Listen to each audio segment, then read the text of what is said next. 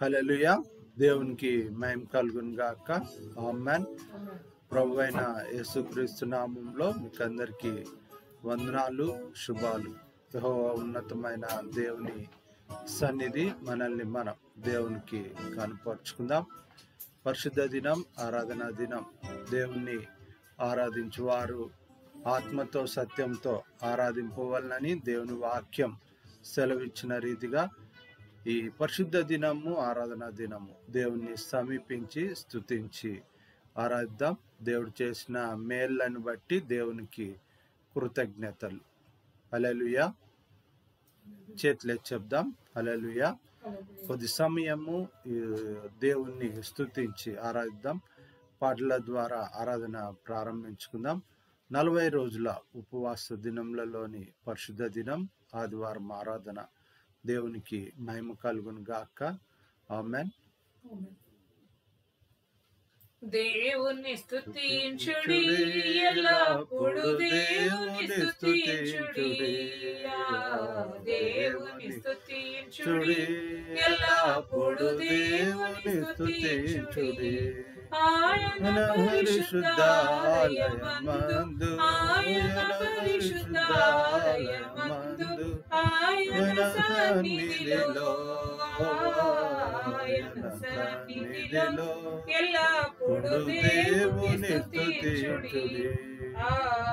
దేవుని స్తుతించుడి, ఎల్లప్పుడు దేవుని స్తుతించుడి. ఆయన బలమును ప్రసిద్ధి చేయు, ఆయన బలమును ప్రసిద్ధి చేయు.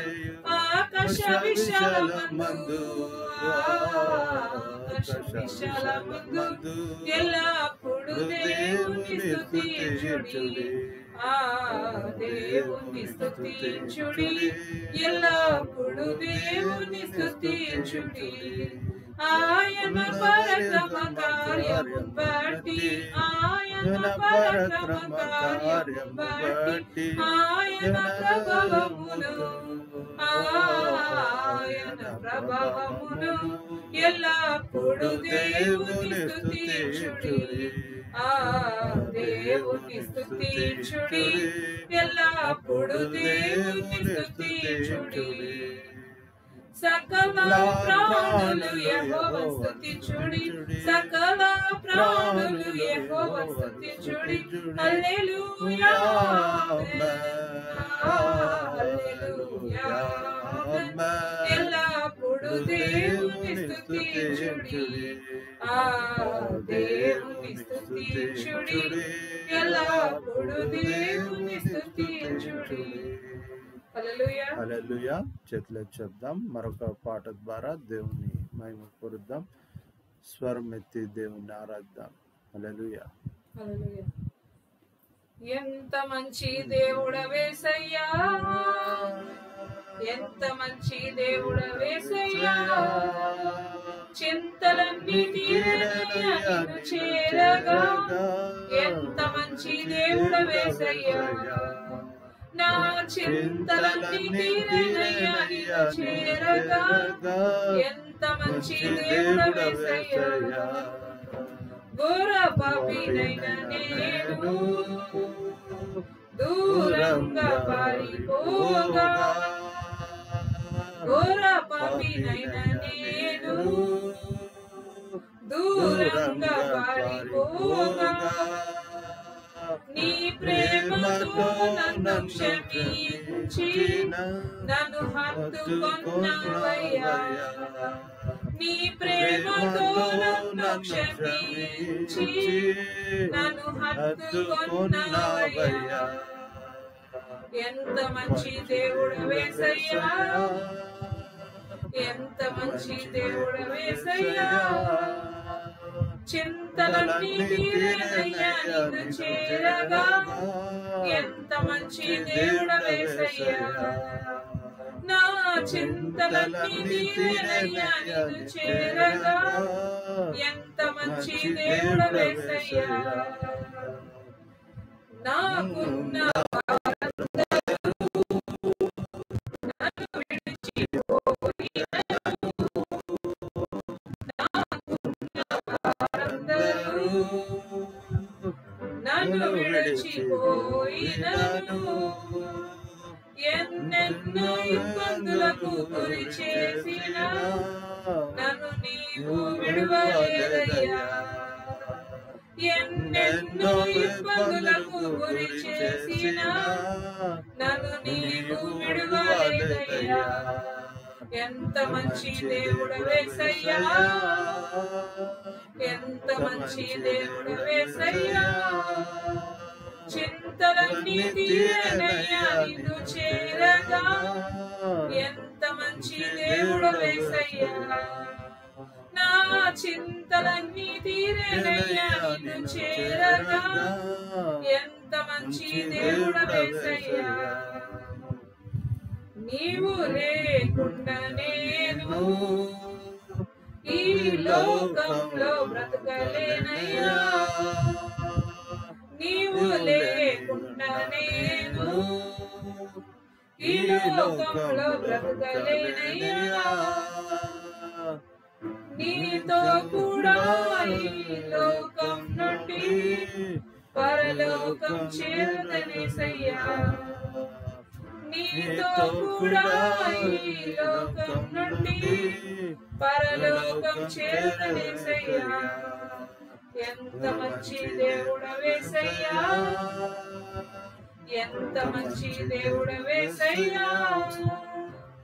చింతలన్నీ తీరనయ్యా నిన్ను చేరగా, ఎంత మంచి దేవుడవేసయ్యా.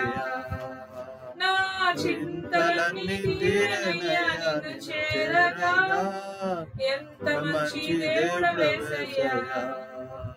హల్లెలూయా. హల్లెలూయా. దేవునికి మహిమ కలుగును గాక.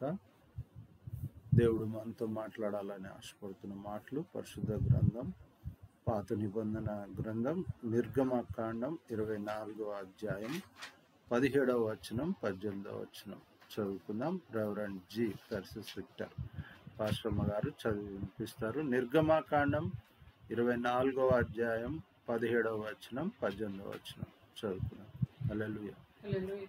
నేటి ధ్యానం నిమిత్తము ఏర్పాటు చేయబడిన వాక్య భాగము నిర్గమకాండము 24వ అధ్యాయము 17-18 వచనాలు. The scripture portion for this hour of meditation is from Exodus 24th chapter 17 and 18 verses. యెహోవా మహిమ ఆ కొండ శిఖరము మీద దహించు అగ్ని వలె ఇశ్రాయేలీయుల కన్నులకు కనబడెను. అప్పుడు మోషే ఆ మేఘములో ప్రవేశించి కొండ మీదికి ఎక్కెను. మోషే ఆ కొండ మీద రేయింబవళ్ళు 40 దినములుండెను. దేవుడు తన పరిశుద్ధ వాక్యము మన వినికిడిలో మనకు ఆశీర్వాదకరంగా దీవెనకరంగా మనకు జ్ఞానం అనుగ్రహించును గాక. ఆమేన్. చేతులెత్తి చెప్దాం. ఆమేన్. తల్లోంచి కళ్ళు మూసుకుందాం. పల్లవి వచనం పాట పాడుతుండగా మనల్ని మనం దేవునికి కనపరుచుకుందాం. వాక్యము దేవుడు మనతో మాట్లాడలాగున జీవంగా అది మన హృదయాల్లో ముద్రింపబడలాగున నువ్వు సహాయం చెప్పవా. గడిచిన దైవ సన్నిధి నుంచి దైవ సన్నిధి వరకు మమ్మల్ని సంరక్షించిన దేవుడు, అందుని బట్టి కృతజ్ఞతలు, మనపూర్వకమైన కృతజ్ఞతలు మనసులో తెలియచేద్దాం. అలాగూ దేవుని పల్లవి వచనం ద్వారా సమీపిద్దాం. హల్లెలూయా. ఉత్తముడు మంచివాడు నా దేవుడు, రుచి చూసి నేను ఆనందింతును. ఉత్తముడు మంచివాడు నా దేవుడు, ప్రతిరోజు రుచి చూసి ఆనందింతును. యథార్థముగా ఆరాధించెదను, యథార్థముగా ఆరాధించెదను. ఏ మేలు నాకు కొదువ చేయడు, ఏ మేలు నాకు కొదువ చేయడు. అవమానముందను నేను అబ్బానే నీ బిడ్డను, అవమానముందను నేను అబ్బానే యేసయ్యా నీ బిడ్డను యేసయ్యా నీ బిడ్డను అసలెన్నడు అవమానముందను నేను అబ్బా నీ బిడ్డను ఉత్తముడు మంచివాడు నా దేవుడు ప్రతిరోజు రుచి చూసి ఆనందింతును ఉత్తముడు మంచివాడు నా దేవుడు ప్రతిరోజు రుచి చూసి ఆనందింతును యథార్థముగా ఆరాధించెదను యథార్థముగా ఆరాధించెదను ఏ మేలు నాకు కొదవే చేయడు ఏ మేలు నాకు కొదవే చేయడు అవమానముందను నేను అబ్బా నీ బిడ్డను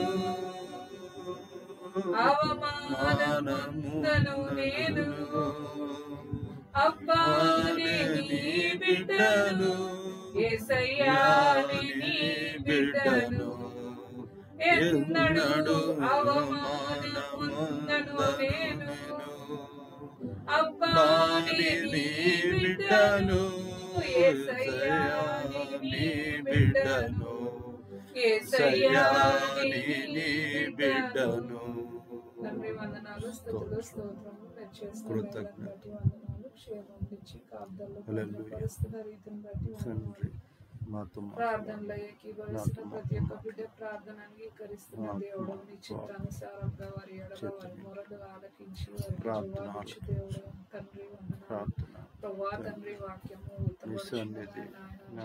గొప్ప కార్యం దర్శించుండగా ప్రభా తండ్రి చాటును మరుగుపరుచుకుని మీ నోటి బూరగా క్షేమము కాపుదల నీ కృపలో భద్రపరచండి ప్రభా క్షేమం చేత నింపండి ప్రభా నీ కనికరం చేత నింపండి నీ ప్రజలను నీవు దర్శించండి ప్రభా నీ ప్రజల పక్షమున యుద్ధము చేయవాడు నీవు తండ్రి ఎటువంటి పరిస్థితులు ఉండగా నీ బిడ్డలు వెళ్తున్నారు అందరికీ నాయన తండ్రి జవాబు నీవు తండ్రి మా ముందు నడుచు యూదా గోత్రపు రాజసింహము నీవు అన్నావు తండ్రి వందనాలు చెల్లిస్తూ ప్రార్థనలకు ఇస్తున్నందుకు వందనాలు నాయన తండ్రి పరీక్షలు రాస్తున్న బిడ్డలకు రాయబోచున్న బిడ్డలకు ప్రభా 10th intermediate degree exams entrance exams ఎవరెవరైతే అటెంప్ట్ చేయబోతున్నారో ప్రభా తండ్రి చేస్తున్నారో వారందరికీ నాయన తండ్రి నీ కృపలో నీ నామమును బట్టి ప్రార్థించు ప్రతి ఒక్క బిడ్డకు నీ నామమును బట్టి జయమును అనుగ్రహించమని కోరుచు జ్ఞానం చేత నింపండి ప్రభా జ్ఞానం కొదవై ఉంటే అడుగుమన్నారు అడుగుచున్న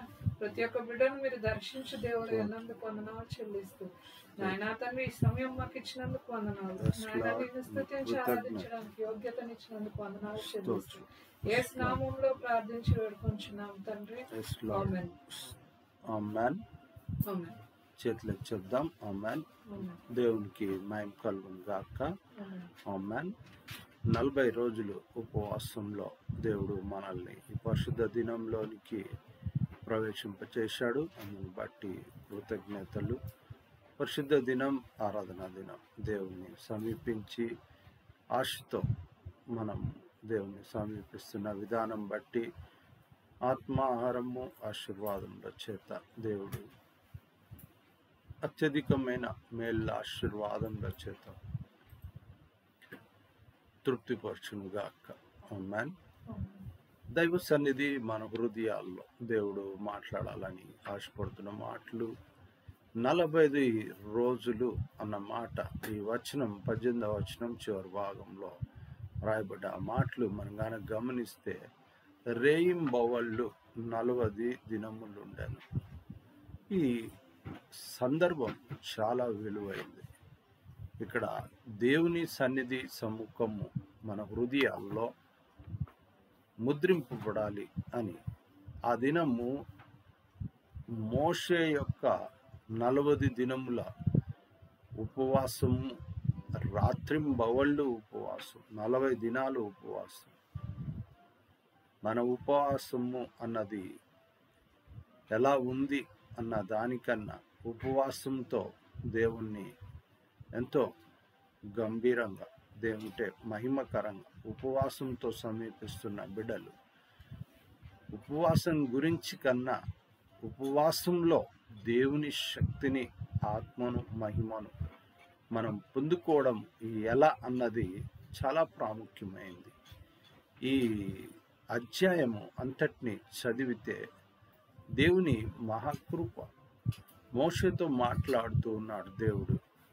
డైరెక్ట్గా మాట్లాడుతున్న మాటలు ఇక్కడ మనం గాన గమనిస్తే, నీవు నా యొద్దకు ఎక్కి వచ్చి అన్న మాట రాయబడుతుంది. అంటే నువ్వు నా యొద్దకు రా, నేను నీతో చాలా పని ఉంది, నీకు ఇవ్వాల్సినవి చాలా ఉన్నాయి, అవి ఏంటివి, ఎలా, ఏమి అన్నది అక్కడ ఆ కొండ మీది అనుభవము ఇక్కడ మనము గమనిస్తున్నాం. కొండ ఎక్కి రా అన్నాడు. ఎవరు రావాలి, ఎవరెవరు దానికి అర్హులు, ఎంత అర్హులు అన్నది కూడా రాశాడు ఈ అధ్యాయంలో. కనుక దేవుని మహాకృపలో మనం గాన పరీక్షించుకోవాలి అనుకుంటే, ఉపవాస దినము, ఉపవాసం ఉంటున్న బిడ్డ మనము గమనిస్తే గాన చాలా ప్రాముఖ్యమైన మాటలు రాశారు. అక్కడ రాసిన మాటలు మనం గాన గమనిస్తే, పెద్దలు 70 మంది రావాలి, మోషే రావాలి, మరియు అహరోను, నాదాబు, అబీహు, ఇశ్రాయేలు పెద్దలు యెహోవా యొద్దకు ఎక్కి వచ్చి దూరమున సాగిల పడుడి. ఇక్కడ గమనించాల్సిన విషయం ఏంటి అంటే, అందరూ వచ్చారు, దూరంన సాగిల పడుండి. ఆ సాగిల పడుడి అన్నాడు. అంటే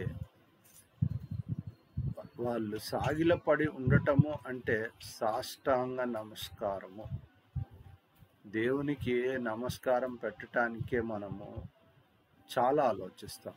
ఇశ్రాయేలు దేవుడు ఎందుకు అంత గొప్పవాడు అంటే, తన బిడ్డల ఎడల రోషం కలిగిన దేవుడు, గొప్ప దేవుడు, మహాదేవుడు, వారిని విడిచిపెట్టని దేవుడు.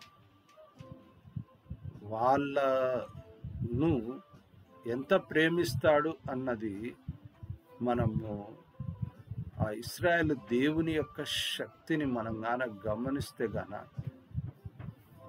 ఆ జనము ఎంత దేవుని కృపలో ఆశీర్వదింపబడుతుంది, ఎంత ఎదిగింది అన్నది దాని ఉదాహరణ ఇశ్రాయేలు దేశం.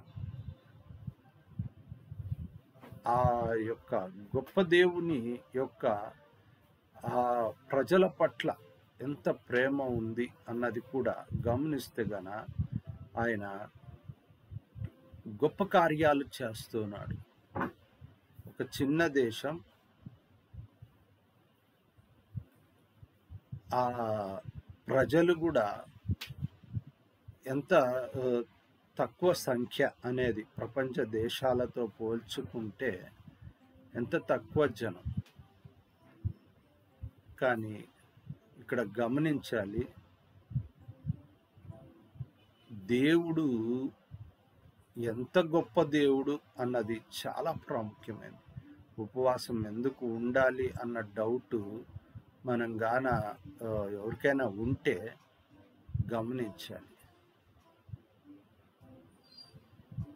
దేశము గొప్పతనము అన్నది నడిపిస్తున్న దేవుణ్ణి బట్టి మనం గమనిస్తే ఎంత ఆశ్చర్యంగా ఉంటుంది. అక్కడ ఏమి 100 కోట్ల జనాభా లేదు, పెద్ద స్ట్రెంత్ ఏమి కాదు. ప్రపంచ దేశాలలో ఉన్న ప్రజల యొక్క సంఖ్యను మనం గాన గమనిస్తే, వైశాల్యము, భౌగోళికంగా పరిస్థితులు ఇవన్నీ ఆలోచిస్తే అక్కడికక్కడికే ఉన్నాయి. కానీ ప్రపంచ దేశాల కంటే అత్యాధునికమైన దేశం. రెండవది అభివృద్ధి చెందిన టెక్నాలజీ.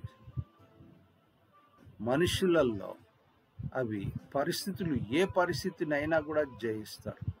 మనం కానీ గమనిస్తే ఈ దినము వారి యొక్క జీవన విధానము ఏ విధంగా ఉంది అన్నది మనం కానీ గమనిస్తే దేవుని యందు ఎలా ఉండాలి అది ఎలా ప్రారంభించబడ్డది ఫస్ట్ అసలు ఇక్కడ రాస్తున్న మాట మనం గమనించాలి. ఈ అధ్యాయము మనం కానీ గమనిస్తే ఆ దేశం యొక్క ప్రణాళిక రూపురేఖలు ఎలా దిద్దుకొనబడ్డాయి అంటే 12వ వచనం గమనిస్తే గాన నిర్గమకాండము 12వ వచనం 24వ అధ్యాయం 12వ వచనం గమనిద్దాం. అక్కడ రాస్తున్నప్పుడు దేవుని మాటలు, అప్పుడు యెహోవా మోషేతో ఇట్లనెను, నీవు కొండ ఎక్కి నా యొద్దకు వచ్చి అచ్చట నుండుము. నీవు వారికి బోధించినట్లు నేను వ్రాసిన ఆజ్ఞలను ధర్మశాస్త్రమును రాతి పలకలను నీకిచ్చదను. హల్లెలూయా. ఆ ప్రజలు ఎలా ఉండాలి, ఏమి చేయాలి, ఎంత వారిలో భయభక్తులు ఎలాంటివిగా దేవుణ్ణి సమీపించాలి, వారి హద్దులేంటి, ప్రజల హద్దులేంటి, వారి యొక్క నాయకుల హద్దులేంటి, వారిని నడిపించే దేవుని నడిపింపుగలిగి నడిపిస్తున్న నాయకుని యొక్క ఆధిక్యతలు ఏంటి అన్నది ఈ 11 వచనాలలో మనము గమనిస్తే గాన అక్కడ రాస్తూ ఉన్నాడు. ఎవరెవరు ఎక్కడెక్కడ ఉండాలి అన్నది గమనిస్తే గాన అక్కడ ప్రజలు 2వ వచనం 24వ అధ్యాయం నిర్గమకాండం 2వ వచనం, మోషే మాత్రము యెహోవాను సమీపించవలెను. దేవుని ఆత్మ సంబంధమైన నడిపింపు కలిగి దేవుడు ఎన్నుకున్న ఆ ప్రజలను, ఆ జనమును, ఆ రాజ్యమును నడిపిస్తున్న నాయకుడు దేవుని చేత నడిపింపబడుతూ ఉన్నాడు. చాలా ప్రాముఖ్యమైనది ఇది. నాయకులు, జనమును నడిపిస్తున్న నాయకులు దేవుని చేత నడిపింపబడాలి, ఆత్మ చేత నడిపింపబడాలి, జ్ఞానము చేత నడిపింపబడాలి, భయభక్తుల చేత నడిపింపబడాలి. అది గొప్పతనం. జనం గొప్పది కాదు, దేవుడు గొప్పవాడై ఉండాలి. దేవుని కొరకు మనుషులు చేయడం గొప్పతనం కాదు, ఆ మనుషుల కొరకు దేవుడు చేస్తున్న గొప్పతనాన్ని ఇక్కడ తెలియచేస్తున్నాడు. దేవుడు గొప్పవాడా, దేవుని కొరకు దేవుని పేరు చెప్పి చేస్తున్న మనుషులు గొప్పవారా అన్న ప్రశ్న వేసినప్పుడు ఎవరు గొప్పవారు, ఎవరు మంచివారు, ఎవరు ఎంతెంత దేవునికి మనుషులకి పోల్చుకొని చూసినప్పుడు ఏమి భక్తి విశ్వాసము అభివృద్ధిలోనికి వస్తుందా, నాశనంలోనికి నడిపింపబడుతూ ఉందా? ఈ దినము ఈ యొక్క దేవుని యొక్క శక్తిని, అందుకనే ఇక్కడ మనం గమనిస్తే గన వారికి మార్గ నిర్దేశకత్వాన్ని ఇచ్చాడు. మొదటి మాట మార్గ నిర్దేశకత్వాన్ని ఇచ్చాడు. ఎవరి ద్వారా? మోషే ద్వారా ఇచ్చాడు. వారికి మందిరాన్ని ఇచ్చాడు మోషే ద్వారా. అవే కొండ మీద 40 రోజులు ఉపవాసం ఉండి తెలుసుకున్నవేంటివి? మనం 40 రోజులు ఉపవాసం ఉంటున్నాం, ఏం నేర్చుకుంటున్నాం, ఏం తెలుసుకుంటున్నాం, ఏమి దేవుని కొరకు ఇంప్లిమెంట్ చేస్తూ ఉన్నాం? నాశనాన్ని ఇంప్లిమెంట్ చేస్తున్నామా? దేవుని మహిమను ఇంప్లిమెంట్ చేస్తున్నామా? వాళ్ళకు మూడో మాట, ఇక్కడ 3 మాటలు చాలా జాగ్రత్తగా గమనించాలి. మార్గ నిర్దేశకత్వము మొదటిది, రెండవది వారికి మందిరాన్ని ఇచ్చాడు, మూడవది ఆ మందిరంలో మందసాన్ని ఉంచాడు. ఇక్కడ ఈ 3 చాలా ప్రాముఖ్యమైనది. మందిరము, మందసము అన్నది చాలా ప్రాముఖ్యమైనది. దేవుడు చేసిన ఈ గొప్ప కార్యాలను మనం గాన గమనిస్తే గన ఫస్ట్ మార్గ నిర్దేశకత్వం చేశాడు. నేను మీకు దేవుడనై ఉంటాను, మీరు నాకు ప్రజలై ఉండాలి, మీకు ఈ కట్టుబాట్లు, ఈ అలవాట్లు, ఈ ప్రవర్తన, ఇవి అన్నీ నేను చెప్పిన విధంగా మీరు మారాలి, మలుచుకోవాలి అన్నాడు. అందుకని అక్కడ రాసిన మాట మనము గమనిస్తే పూర్తిగా యెహోవాను సమీపించవాళ్ళు. ఎవరు? మోషే మాత్రం సమీపించవాళ్ళు. వారు అక్కడ రాసిన మాట గాన గమనిస్తే సమీపింపకూడని వాళ్ళు కూడా ఉన్నారు. ప్రజలు అతనితో ఎక్కి రాకూడదు అంటున్నాడు. ప్రజలు ఇక్కడ ప్రజలు, పెద్దలు, సేవకుడు అంటే నడిపించే నాయకుడు చాలా ప్రాముఖ్యమైనది. ఇక్కడ ఈ ముగ్గురిని ఏమి డివైడ్ చేస్తుంది అంటే వారిలోని విశ్వాసాన్ని, భయభక్తులను. అవి ఈ సమయం ఎలా కన్సిడర్ చేయబడుతున్నాయంటే దేవుని మీద ఉన్న విశ్వాసం బలమైంది. రెండవది భయభక్తులు అన్న మాట గమనిస్తే 40 రేయింబవళ్ళు ఉపవాసం ఉండి దేవుని వైపు చూస్తున్నాడు. ఆయన 40 రోజులు దేవుని వైపు చూస్తున్నాడు. దేవుడు ఆ విశ్వాసాన్ని బట్టి ఆ 40 రోజులు దేవుడు ఆయనను ఉపవాసంతో సమీపిస్తున్నప్పుడు ఇక్కడ గమనిస్తే గన ఎంత మంచి మాటలు రాయబడుతున్నాయంటే, మేఘం వచ్చింది, ఆ కొండ మీద నిలిచింది. అది 6 దినాలు ఆ అగ్ని వలె యెహోవా కనపడెను అని రాయబడుతుంది. ఈ అధ్యాయ భాగంలో మనం గాన గమనిస్తే గాన ఈ 15వ వచనం నుంచి కూడా మనం గాన గమనిస్తే గాన దేవుడు ఆ కొండ, మోషే కొండ మీదికి ఎక్కినప్పుడు ఆ మేఘము కొండను కమ్మెను. 17వ వచనంలో యెహోవా మహిమ ఆ కొండ శిఖరం మీద దహించు అగ్ని వలె మొత్తము ఇశ్రాయేలీయులకు కన్నులకు కనపడెను. అంటే ప్రజలందరికీ, ఉపవాసం ఉంటున్న బిడ్డకు మాత్రమే కాదు, పెద్దలకు, ఇశ్రాయేలీయుల జనమంతటికి దేవుడు అక్కడ కనబడుతున్నాడు. ఒకవేళ అది చూడకపోయింటే నీకు ఈ ధర్మశాస్త్రాన్ని, రాతి పలకల్ని, ఆ స్వరము కూడా ఉరుము వంటి శబ్దము, దేవుడు మాట్లాడుతుంటే ఉరుము వంటి శబ్దం వినపడ్డది. దానేటికి భయపడ్డారు. దేవుడు కాదు మాట్లాడాల్సింది, మోషే నువ్వు మాత్రం దేవునితో మాట్లాడు, దేవుడు చెప్పినట్టు నువ్వు విను, నువ్వే మాట్లాడు మాతో అన్నారు ప్రజలు భయపడి. ఆ మహిమకు మోషే కూడా ఆ మహిమను పొందుకున్నాక ఆ మహిమను ప్రజలు చూడలేకపోతే మొహం మీద ముసుగు వేసుకొని తిరిగాడు.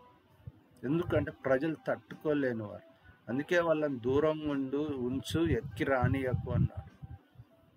ఎందుకంటే ఆ మహిమకు కావలసిన విశ్వాసము, ఆ మహిమకు కావలసిన భయభక్తులు వారికి లేవు. అవే అలవరుస్తున్నాడు. ఎలా అలవరుస్తున్నాడు? మందిరంగా అలవరుస్తున్నాడు. అవి శాశ్వత కాలం వాళ్ళతో ఉండటానికి మందసము అంటున్నాడు. ఇక్కడ మనం గాన గమనిస్తే గాన దేవుడు ఆ రాతి పలకలను ఆయన ఏమైతే మాట్లాడాడో ఆ మాటలను అన్నీ బాగా తెలియచేశాడు. ఎవరికి?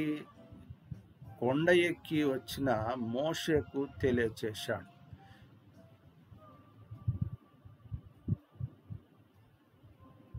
ఆ పెద్దలు గమనిస్తే గన అతడు పెద్దలను చూచి, మేము మీ వద్దకు వచ్చు వరకు ఇక్కడనే ఉండుడి, ఇదిగో అహరోను హూరు అను మీతో ఉన్నారు. ఎవడికైనా వ్యాజ్యం ఉన్న ఎడల వారి యొద్దకు వెళ్ళవచ్చును అని వారితో చెప్పారు.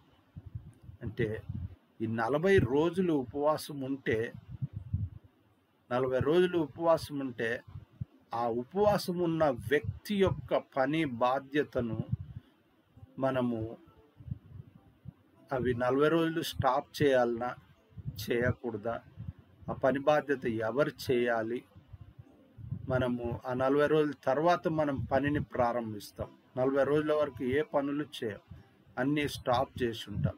కానీ ఇక్కడ 14వ వచనాన్ని ఎందుకు చదివి వినిపించాల్సి వస్తుంది అంటే, ఆ 40 రోజుల ఉపవాసంలో ఆయనకు పరిచారకులుగా ఆయనతో కూడా కలిసి నడుస్తున్న అహరోనుతో కూడా ఉంటున్న పెద్దలుగా నిర్ణయించబడ్డ వారిని మీరు ఆ 40 రోజులు ఉపయోగించుకోండి. మీకు ఏవైనా సజెషన్స్ కానీ ప్రాబ్లమ్స్ కానీ ఏవైనా ఉంటే వాటిని సాల్వ్ చేయటానికి అని చెప్పాడు. ఇక్కడ మనం గమనిస్తే దేవుని యొక్క సన్నిధి వాళ్ళు అక్కడ పొందుకున్న ఆ క్షణాలు ఏమేమి పొందుకున్నాడు అన్న మాట మనం గమనిస్తే 3వ వచనంలో మోషే వచ్చి యెహోవా మాటలన్నిటినీ విధులన్నిటినీ ప్రజలతో వివరించి చెప్పాను. ప్రజలందరూ యెహోవా చెప్పిన మాటలన్నిటి ప్రకారము చేసేదమని ఏక శబ్దంతో ఉత్తరం ఇచ్చిరి. ఏవైతే యెహోవా పర్వతం మీద మోషేతో మాట్లాడాడో, ఆయనకు రాతి పలకల్ని ఇచ్చాడు, రాసిన ఆ ఆజ్ఞలను ఆ మోషేకి ఇచ్చాడు, అవి వాళ్ళకి తెలియచేశాడు. అక్కడ రాసిన మాట 4వ వచనం గమనిస్తే, మరియు మోషే యెహోవా మాటలన్నిటినీ వ్రాసి హృదయంన లేచి ఆ కొండ దిగువన బలిపీఠమును ఇశ్రాయేలు 12 గోత్రముల చొప్పున 12 స్తంభములను కట్టి ఇశ్రాయేలీయులలో యవ్వనులను పంపగా వారు దహన బలులను అర్పించి యెహోవాకు సమాధాన బలులను కోడలను వధించిరి. అప్పుడు మోషే వాటి రక్తంలో సగము తీసుకొని పల్లెములలో పోసి ఆ రక్తంలో సగము బలిపీఠము మీద ప్రోక్షించను. అతడు నిబంధన గ్రంథమును తీసుకొని ప్రజలకు వినిపింపగా వారు యెహోవా చెప్పినవన్నీ చేయుచు విధేయులమై యుందుమనిరి. అప్పుడు మోషే ఆ రక్తమును తీసుకొని ప్రజల మీద ప్రోక్షించి, ఇదిగో ఈ సంగతులన్నిటి విషయమై యెహోవా మీతో చేసిన నిబంధన రక్తము ఇదే అని చెప్పాను. ఇక్కడ 40 దినాలలో ఉపవాసం ఉండి ఆయన పొందుకున్న ధర్మశాస్త్రము, ఆయన పొందుకున్న దేవుని నిబంధన, ఆ ప్రజలతో చేసిన ఆ ఇశ్రాయేలీయులు వెళ్ళి వాళ్ళు ఆ యవ్వనులు వెళ్ళి అన్నారు బలిపీఠం మీద అర్పింపబడ్డ దహన బలులు, సమాధాన బలులు గమనించారు. దేవునికి మహిమ కలుగులాగున ఆ దినమున్న ఆ నడిపింపు అది. కానీ ఈ దినం దేవుణ్ణి ఆరాధిస్తున్న ప్రతి బిడ్డ మొదట్లో ఇచ్చినవి మనం గడిచిన దైవ సందేశాన్ని గమనిస్తే, ఇశ్రాయేలీయులతో నేను చేసిన నిబంధన వంటి నిబంధన, ఐగుప్తులో వారితో చేసిన నిబంధన వంటిది నిబంధన కాదు, ఇది క్రొత్త నిబంధన అన్నాడు. అంటే ఐగుప్తులో నుంచి వారు వచ్చినప్పుడు చేసిన నిబంధన ఇది, రక్త నిబంధన, బలి అర్పణ ద్వారా.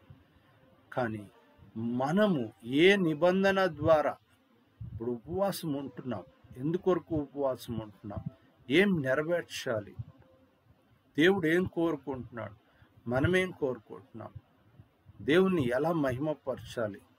ఇక్కడ కూడా మన కొరకు అర్పింపబడ్డ సమాధాన బలి ఆ సమాధాన బలి పశువు ప్రభువైన యేసుక్రీస్తు వారు. ఆయన రక్తము సిలువలో ప్రతి బిడ్డ పైన ప్రోక్షింపబడటానికి అర్పింపబడ్డ రక్తం. అందుకనే ఆ రక్త ప్రోక్షణలో ఇది నా కొరకు చిందింపబడుతున్న, ఇది నా రక్తం మీ కొరకు చిందింపబడుతున్న నా రక్తం అన్నాడు ప్రభువైన యేసుక్రీస్తు వారు అన్నాడు. అనేకుల పాప క్షమాపణ నిమిత్తం అని కూడా చెప్పబడుతుంది. కొరింథీ పత్రికలో చెప్పబడుతుంది, మత్తయి సువార్తలో చెప్పబడుతుంది. ఇక్కడ మనం గాన గమనిస్తే గాన ఈ నడిపింపులో మనము దేవుణ్ణి సమీపిస్తున్నాం, నిబంధన చేత కట్టబడుతున్నాం. ఇక్కడ మందసము అన్న మాట మనము ఎందుకు చూడాలి అంటే, అల్లాను ఇది 25వ అధ్యాయంలో తర్వాతి అధ్యాయంలో చాలా క్లియర్గా రాయబడు. ఆ అధ్యాయాన్ని కూడా చదివితే మొదట వాళ్ళకు మార్గము నిర్దేశకత్వము రెండు లేవు. మొదట మార్గాన్ని అంటే ఆ ఎడారి మార్గంలో గమనించాలి. ఆధ్యాత్మికత లేని శరీర మార్గము నుంచి ఆత్మ సంబంధమైన నడిపింపులోనికి తీసుకొని వచ్చిన మార్గం, ఆత్మ సంబంధమైన మార్గం యెహోవా నిర్దేశకత్వం మోషే ద్వారా నెరవేర్పబడింది. కనుక ఈ నెరవేర్పులో, మార్గ నిర్దేశకత్వంలో వారు యెహోవాకు ఇశ్రాయేలు అన్న గొప్ప జనముగా తీర్చిదిద్దబడ్డారు. ఇది నా ప్రభువైన యేసుక్రీస్తు ద్వారా, క్రీస్తు రక్త ప్రోక్షణలో క్రైస్తవులు అన్న విశ్వాసము ద్వారా, క్రైస్తవులు క్రీస్తు ఎడల విశ్వాసము ద్వారా గొప్ప జనముగా నీవు ముద్రింపబడాలి. ఈ 40 దినాల ఉపవాసము నీకు బలమైన విశ్వాసాన్ని, బలమైన ఆత్మ నడిపింపును, మందసం, క్రీస్తు శరీర రక్తములు గొప్ప మందసం. భూమి మీద అవి నిజంగా ఆ ఐగుప్తులో చేసిన నిబంధనలో ఆ రక్త నిబంధన అని మోషే చెప్తున్న మాటలు మనం గాన గమనిస్తే గాన, ఇక్కడ కూడా ప్రభువైన యేసుక్రీస్తు వారు మత్తయి సువార్తలోని మాట మనం గాన గమనిస్తే గాన, మత్తయి సువార్త 26 అధ్యాయం 28వ వచనంలో, ఇది నా రక్తం అనగా పాప క్షమాపణ నిమిత్తము అనేకుల కొరకు చిందింపబడుతున్న నిబంధన రక్తం. ఆ దినము కోడెల రక్తము చేత, ఆ ఉపవాస దినాలలో ఈ దినం కూడా మనం ఉపవాసం ఉంటున్నాం. మహాశుక్రవారం ప్రభువైన యేసుక్రీస్తు వారి సిలువ బలియాగాన్ని గుర్తు చేసుకుంటాం. ప్రభువైన యేసుక్రీస్తు వారిని మనము, ఆయన మన కొరకు చనిపోయాడు, కానీ ప్రభువైన యేసుక్రీస్తు వారు మన విమోచన కొరకు ప్రాణం పెట్టాడు. రక్త ప్రోక్షణ, శరీరార్పణ చేశాడు, ప్రాణార్పణ చేశాడు. అంతటి గొప్ప కార్యం ఇది. నా గొప్ప కార్యాలను నెరవేర్చాలి, ప్రభు కొరకు గొప్ప ఉద్దేశాలను జీవితంతో నెరవేర్చాలి. దేవుడు అట్లాంటి సమాధానం దేవునితో కలిగి ఉండాలి. అట్లా బలిపీఠము అన్న మాట, మనం వాళ్ళు బలిపీఠం మీద ఆ సమాధాన బలులు, దహన బలులు అర్పించారు ఆ రోజు యవ్వనులు.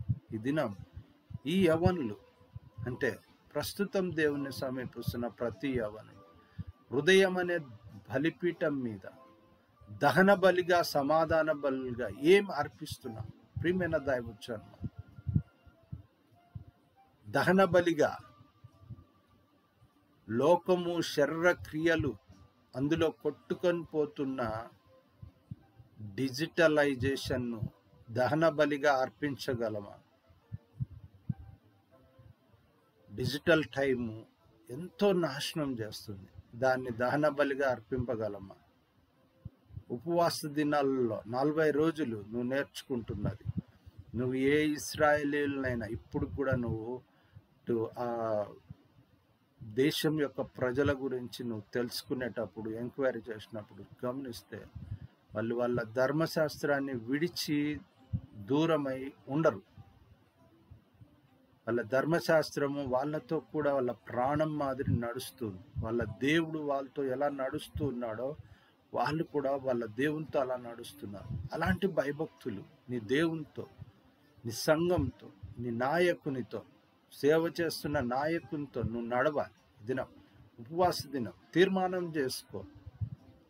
నీకు దేవుని నడిపింపుని అనుగ్రహించే నీ సంఘము, సంఘం యొక్క కాపరి నీకు గొప్ప నాయకుడు దేవుని పట్ల. నీవు 3-4 సంఘాలు తిరిగి 3-4 ఆన్లైన్ ఉపదేశాలు విని నీకు 4-5 నాయకులుండి ఆయన ఏం చెప్తున్నాడో, ఈయనేం చెప్తున్నాడో, ఇంకొక ఆయన ఏం చెప్తున్నాడో, నువ్వు పుట్టి పెరిగిన ఆయన చెప్తున్నవి అర్థం కాకుండా నువ్వు అయోమయం పరిస్థితుల్లో ఉంటున్నావా? జాగ్రత్త పడు. ఇది జాగ్రత్త పడే కాలం. నీ విశ్వాసాన్ని నువ్వే కాపాడుకోవాలి. 40 దినాలు ఉపవాసంలో నువ్వు నేర్చుకోవాల్సింది ఏంటంటే, అక్కడెక్కడో భక్తి కాదు, నీ హృదయంలో భక్తిని నువ్వు ప్రశ్నించుకో. నీ హృదయంలోని విశ్వాసాన్ని నువ్వు ప్రశ్నించుకో. అది బలమైందా? దేవునికి మహిమ కలుగును గాక. నీ భక్తి గొప్పదా? దేవునికి మహిమ కలుగును గాక. ఒకవేళ వాక్యం ముగిస్తున్న సమయంలో అది బలహీనమైనదైతే నీ నాయకుడైనా నీ సంఘ కాపరి ద్వారా దాన్ని బలపరుచుకో, భద్రపరుచుకో, అభివృద్ధి చేసుకో. అది ఇంకొకరి ద్వారా కాదు. నిన్ను కన్న తల్లిదండ్రులు ఎలా నిన్ను ప్రేమిస్తూ ఉన్నారో, వారు నీ కొరకు ఎలా కష్టపడుతున్నారో. ఈ దినం Mother's Day. Happy Mother's Day. ప్రియమైన దైవజనమ, ఉమెన్ అన్న మాట, ఉమెన్స్ డేని మనం గమనిస్తే చాలా ప్రాముఖ్యమైంది తల్లి. ఎందుకు ఆ మదర్స్ డే అనాల్సి వచ్చింది అంటే, స్త్రీలో పరిపూర్ణమైనది తల్లి. ఈ హ్యాపీ ఉమెన్స్ డే రోజు నీ తల్లిదండ్రుల గురించి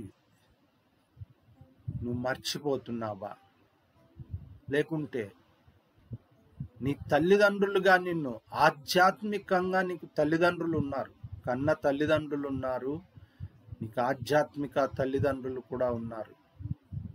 నీ తండ్రి ఆధ్యాత్మికంగా ప్రభువు అయిన యేసుక్రీస్తు ద్వారా తండ్రి అయిన యెహోవా ఉన్నతమైన దేవుని యొక్క నడిపింపులో మార్గ నిర్దేశకత్వం చేస్తున్నవాడు నీ సంఘ కాపరి. నువ్వు ఏ సంఘానికి చెందినావంటే కూడా చెప్పుకోలేవు. ఆన్లైనా ఆఫ్లైనా అనేది కూడా అర్థం కాని పరిస్థితుల్లోనికి దిగజారిపోతున్న భక్తి జీవితం. ఆఫ్లైన్ అంటే పొద్దున ఒక చర్చి, మధ్యాహ్నం ఒక చర్చి, సాయంత్రం ఒక చర్చి, రాత్రి ఒక ఆన్లైన్, పొద్దున్నే 5:30కు ఒక ఆన్లైన్, ఈవినింగ్ ఒక ఆన్లైన్. ఏ ఆన్లైన్? ప్రియమైన దైవజనమ, భక్తి విశ్వాసాలు అన్నవి హృదయము అనే బలిపీఠం మీద నువ్వు అర్పించుకునే నీ దహన బలిని బట్టి, సమాధాన బలి, దేవునితో సమాధానపడి దేవుడు నీలో నివాసం చేయాలి. ఆన్లైన్లో సేవకుని ద్వారా సేవకుల్లో నివాసం చేసేది కాదు. నీ హృదయంలో ఆన్లైన్లో నుంచి వచ్చే, లేకుంటే ఆఫ్లైన్లో 4 చర్చెస్ తిరిగి నువ్వు నేర్చుకునే డిజిటల్ సౌండ్ మెసేజ్, డిజిటల్ మెసేజ్లు కాదు. హృదయములో ఆత్మ సంబంధమైన శబ్దము, దేవుడు మాట్లాడుతున్నవి నీకు వినపడాలి. స్వరము, దేవుని స్వరము నువ్వు వినగలగాలి. ఆ దేవుని స్వరానికి లోబడగలిగినట్లు నీ ప్రవర్తనను, జీవితాన్ని మార్చుకోవాలి.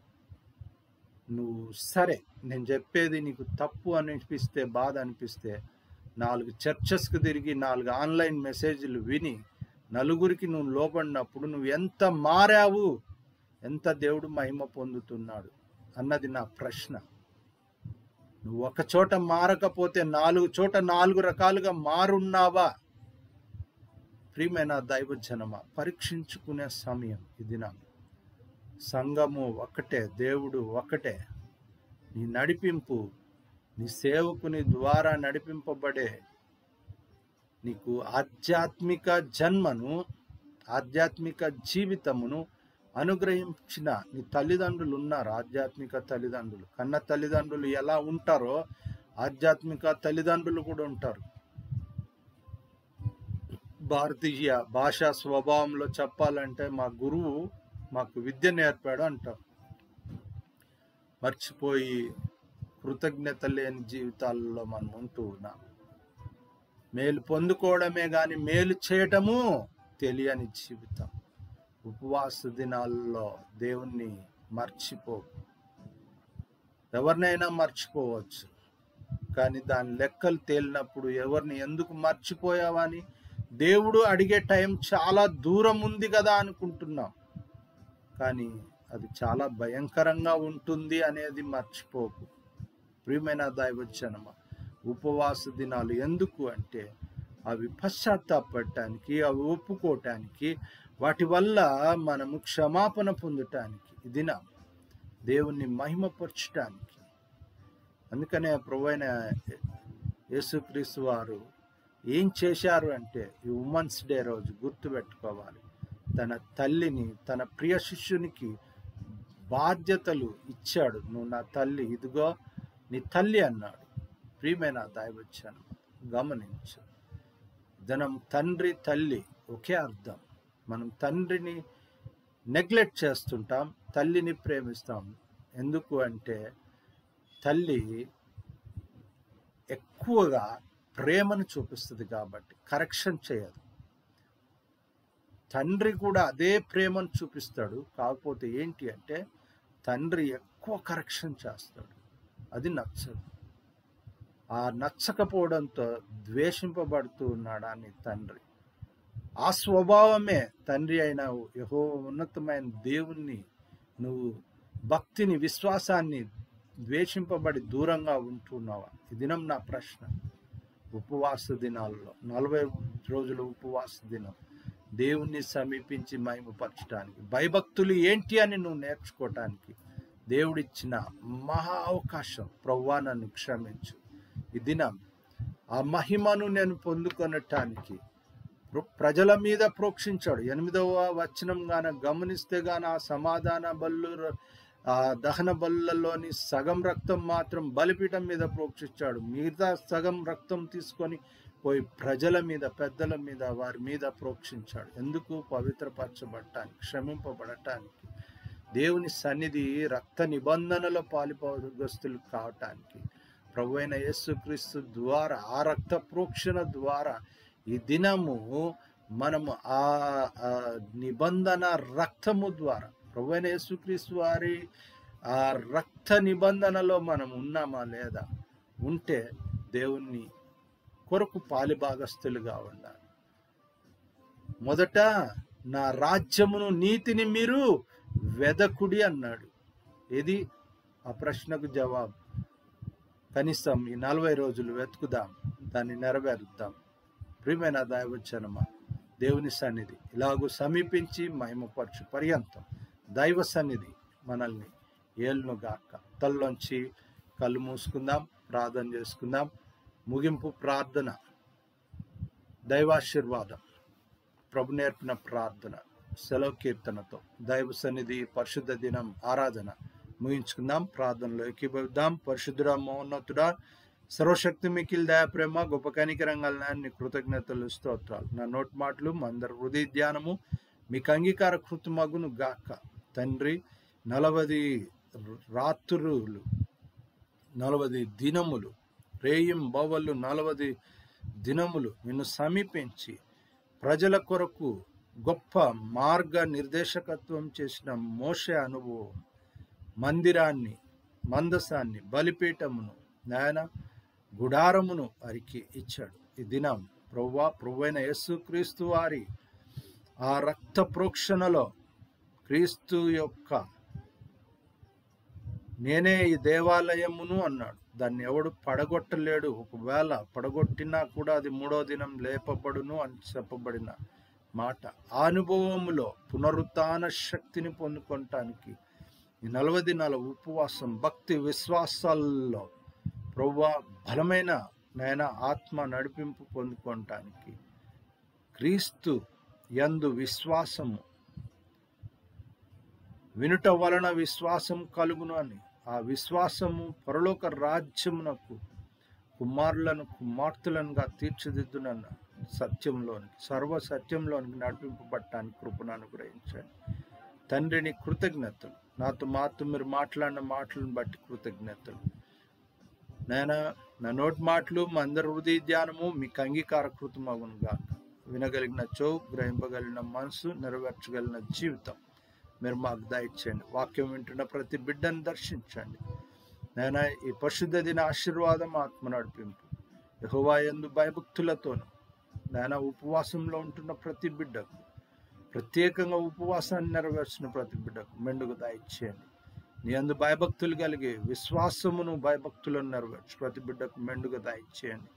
నీ నామమును బట్టి మోకరిస్తున్న బిడ్డలు, ప్రార్థన చేస్తున్న బిడ్డలు, వాక్యం ధ్యానిస్తున్న బిడ్డలు, వాక్యానుసారంగా నాయన జీవితాన్ని నెరవేర్చు ప్రతి బిడ్డలు జ్ఞానాన్ని బిడ్డలను మీరు కనికరించండి, ముట్టండి, తాకండి, స్వస్థపరచండి, దీవించి ఆశీర్వదించండి, సమకూడి మేలు జరిగించండి. విద్య, ఉద్యోగం, లైఫ్ సెటిల్మెంట్, చేతి పని, కష్టార్థం నూరంతలు ఫలింపచేయండి. క్షేమం, ఆశీర్వాదం, అడుగుల సమయం, తలంపు, క్రియ, ఆలోచన, నడిపింపు, రాకపోకలు, ప్రయాణాలు, డ్రైవింగ్, స్కూలు, విద్య, ఉద్యోగం, లైఫ్ సెటిల్మెంట్ మీరు ఆశీర్వదించి దీవించండి. సమకూడి మేలు జరిగించండి. నేను పరీక్షలు రాస్తున్న ప్రతి బిడ్డను జ్ఞాపకం చేసుకోనండి. రేపటి దినం సిబిఎస్ఈ మ్యాథ్స్ ఎగ్జామ్ మీరు జ్ఞాపకం చేసుకోనండి. పరీక్ష రాస్తున్న నీ బిడ్డలను మీరు దీవించి ఆశీర్వదించండి. నేను ఇంటర్మీడియట్ రాస్తున్న బిడ్డలను, సిబిఎస్ఈ రాస్తున్న బిడ్డలను మీరు దీవించి ఆశీర్వదించండి. నేను ఆయా కాంపిటీషన్ ఎగ్జామ్స్ రాస్తున్న బిడ్డలను మీరు దీవించి ఆశీర్వదించండి. State board exams 10th class సిద్ధపడుతున్న బిడ్డలను మీరు దీవించి ఆశీర్వదించండి.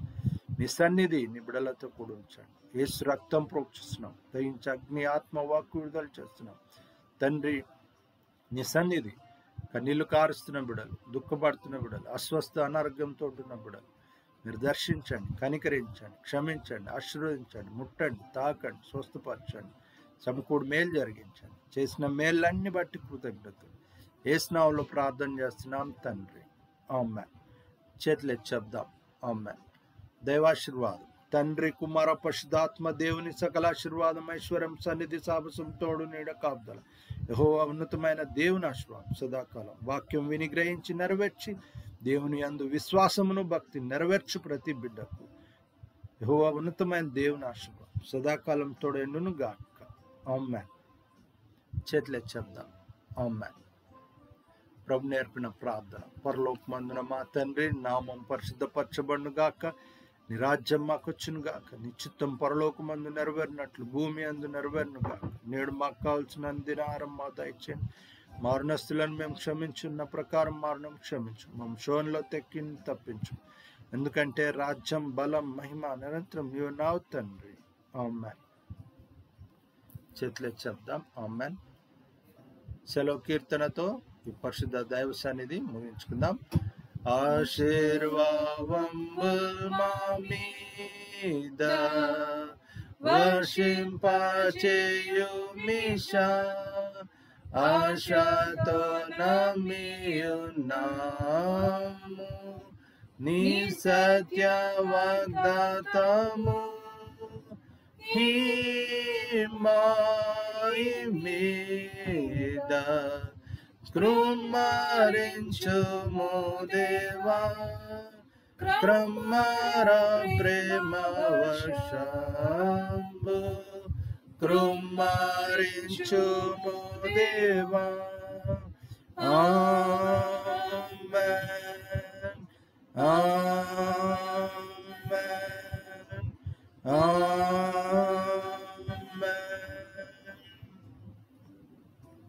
హల్లెలూయా. దేవునికి మహిమ కలుగును గాక. ప్రభువైన యేసుక్రీస్తు నామములో మీకు అందరికీ వందనాలు, శుభాలు. దేవుణ్ణి తిరిగి ఇలాగూ సమీపించి మహిమపరచు పర్యంతం దైవ సన్నిధి మనల్ని ఏలును గాక. దేవుని ఆశీర్వాదం సదాకాలం మనకందరికీ, వాక్యం విని నెరవేర్చు ప్రతి బిడ్డకు ప్రత్యేకంగా సదాకాలం తోడైనను గాక. ఆమేన్. హల్లెలూయా. ప్రభు పేరట అందరికీ వందనాలు. రెవరెండ్ డాక్టర్ విక్టర్ పాల్ సేవా పక్షంగాను, అంశదాయుల పక్షంగాను మీకు అందరికీ శుభాభివందనాలు. హల్లెలూయా. దేవునికి మహిమ కలుగును గాక. ఆమేన్. Praise the lord.